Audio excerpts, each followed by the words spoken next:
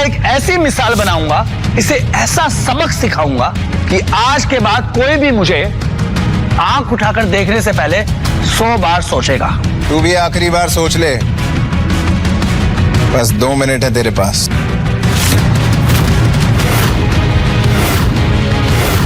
तू पूरी दिल्ली में कहीं सेफ नहीं बचेगा।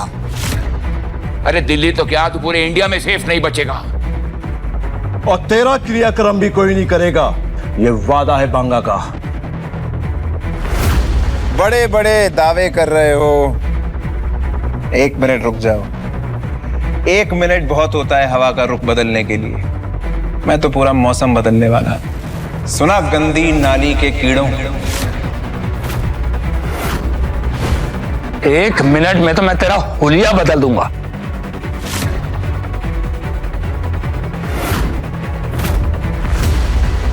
युवराज, दिमाग खराब हो गया तुम्हारा।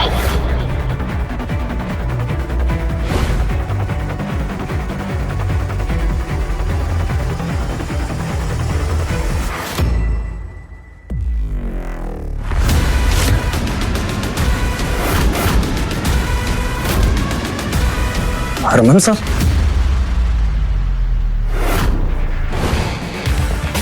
आओ हरमन, अभी तो पार्टी शुरू हुई है। तापमान बढ़ने वाला है।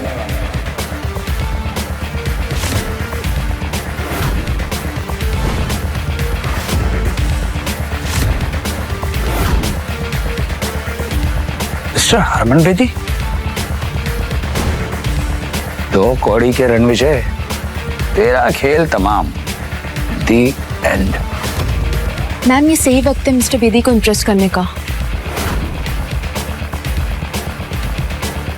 रणविजय, तुम्हें दिखाई नहीं दे रहा है तुम किसके सामने इस तरीके से बैठे हो? उठो रणविजय, तुम इस तरीके से इनके सामने ऐसे आकड़ कर नहीं बैठ सकते हो। You know who is he? Mister Harman Bedi.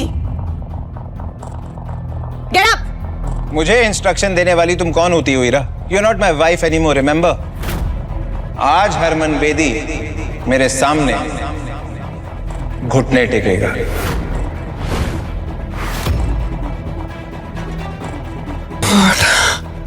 हौखला गए हो तुम रणविजय।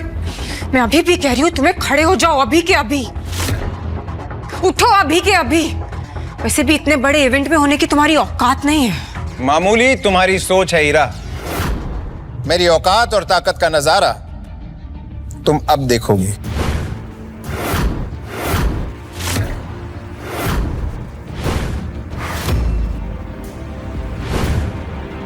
हेलो हरमन साहब, मैं युवराज सेठी, सेठी ग्रुप के सीईओ बलराज सेठी का बेटा।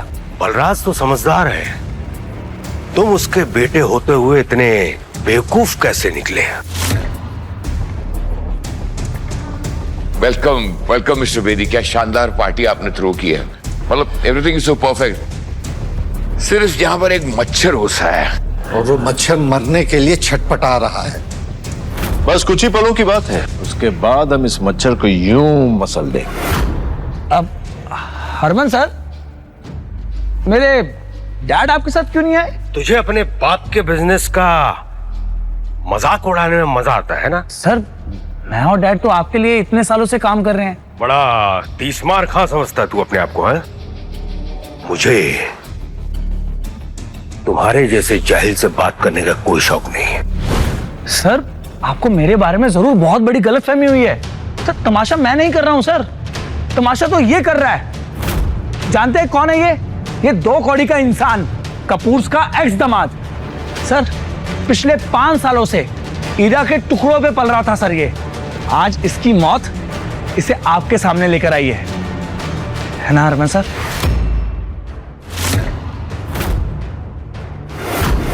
हरमन सर, ये सड़क छाप बेशर्मों की तरह इस एलीट इवेंट में घुसाया, और तो और साउथ दिल्ली के 3 सबसे बड़े बिजनेस ग्रुप्स को इसने इंसल्ट किया।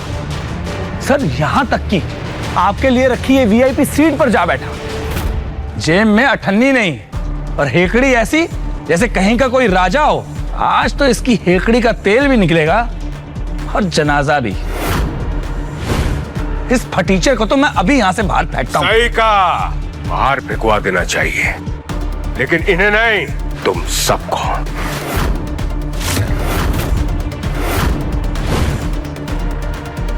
Harman, good one. कौन सा नशा करके बैठे हो तुम रणविजय? इस तरीके से नाम लोगे मिस्टर हरमन का अपनी जुबान से? मैम आप उस लूजर के फट्टे में टांग क्यों उड़ा रहे हो? आप इससे दूर ही रहो, इसे जो करना करने दो आप। हरमन सर, देखा देखा आपने इस कचरे के ढेर का घमंड, कैसे आपको आपके पहले नाम से पुकार रहा है। मैं इसका नाम हमेशा के लिए मिटा दूंगा।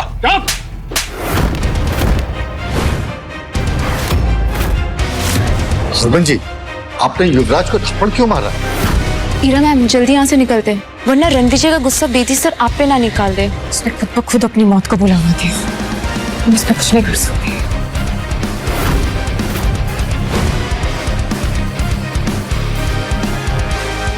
माफ कीजिए रणविजय सर। हरमन जी रणविजय के सामने घुटने कैसे टेक सकते हैं? मुझे आने में देरी हो गई, आपको जो सजा देनी है मुझे दे दीजिए, मैं भुगतने के लिए तैयार हूं। हरमन, सीधे खड़े हो जाओ।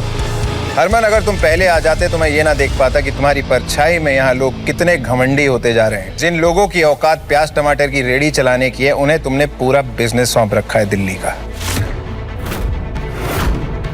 गलती मेरी है रणविजय सर, इस कुर्सी का असली हकदार आप ही हैं। मैं तो कब से इस कुर्सी पे बैठा हूँ, लेकिन इन लोगों को लगता है कि इस कुर्सी पे बैठने का हक सिर्फ दुनिया के बड़े और ताकतवर लोगों को है, मेरे जैसे लोगों के लिए नहीं।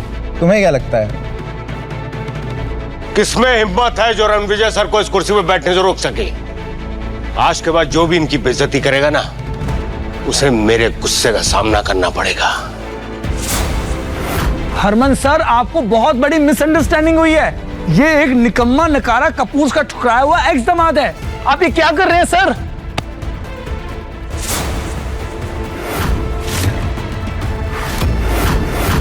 डैड, आपने मुझे धक्का क्यों मारा? तू जैसा नालायक और नकारा इंसान ना मेरा बेटा हो सकता है और ना ही सेठी ग्रुप का हिस्सा।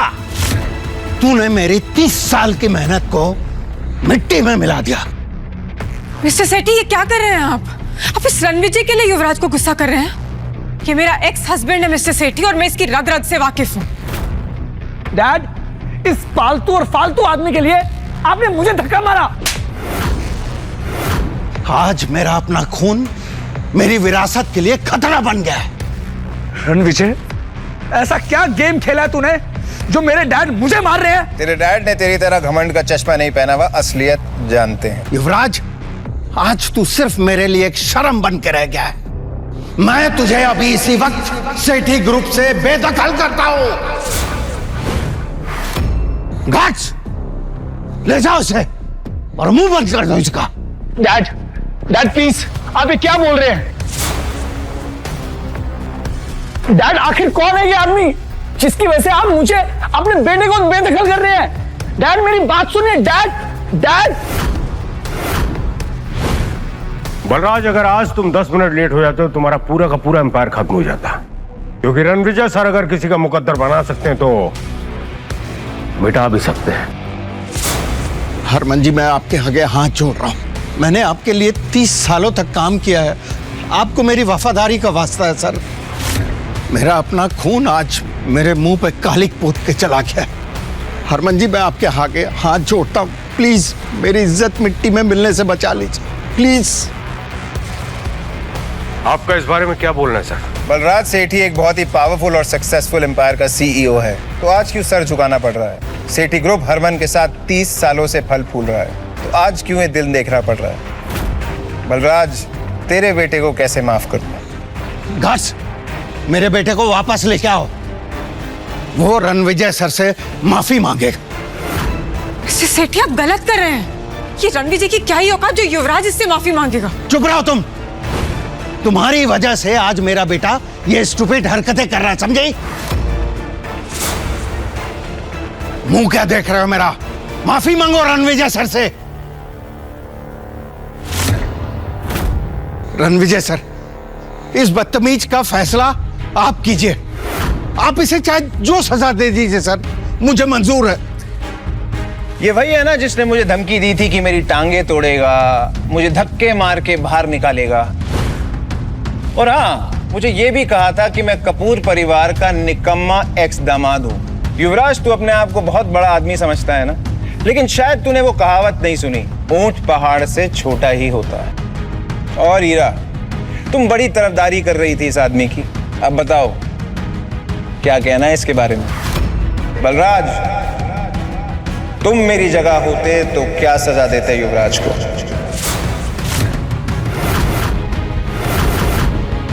ऐसी और भी कहानियां सुनने के लिए डिस्क्रिप्शन में दी गई लिंक से डाउनलोड करें पॉकेट FM ऐप।